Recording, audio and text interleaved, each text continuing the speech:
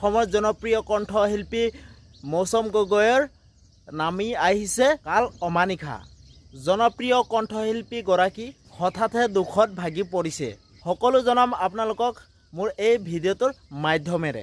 গতিকে আপোনালোকে প্ৰথমৰ পৰা শেষলৈকে কোনো স্কিপ নকৰাকৈ মোৰ এই ভিডিঅ'টো আপোনালোকে চাই থাকিব, সকলো কথা গম পাব। বলক ভিডিঅ'টো আৰম্ভ কৰোঁ। নমস্কাৰ বন্ধু বান্ধৱীসকল, আপোনালোকলৈ লৈ আনিছোঁ নতুন এটা ভিডিঅ'। আপোনালোকে মোৰ ভিডিঅ'টো প্ৰথমৰ পৰা শেষলৈকে চাব, সকলো কথা গম পাব।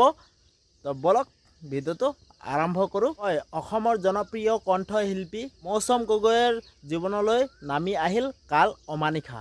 জনপ্ৰিয় কণ্ঠশিল্পী মৌচম গগৈৰ মাতৃগৰাকী মৃত্যু হয়। এই কথাটো সামাজিক মাধ্যমেৰ যোগেদি শ্বেয়াৰ কৰিছে। আমি আমাৰ চেনেলৰ পৰা অসমৰ জনপ্ৰিয় কণ্ঠশিল্পী মৌচম গগৈৰ মাতৃৰ বিদেশী আত্মাৰ চিৰশান্তি কামনা কৰিলোঁ আৰু তেখেত য'তেই থাকে শান্তি থাকক। তো মোৰ ভিডিঅ'টো ইমানেই আছিলে। তো আপোনালোকে মোৰ ভিডিঅ'টো চাই ভাল পালে যদি প্লিজ আপোনালোকে লাইক, ছাবস্ক্ৰাইব আৰু কমেণ্ট কৰি জনাওক। তো ঠিক আছে, তেতিয়াহ'লে বাই বাই। নতুন এটা ভিডিঅ'লৈ আপোনালোকক লগ পাম।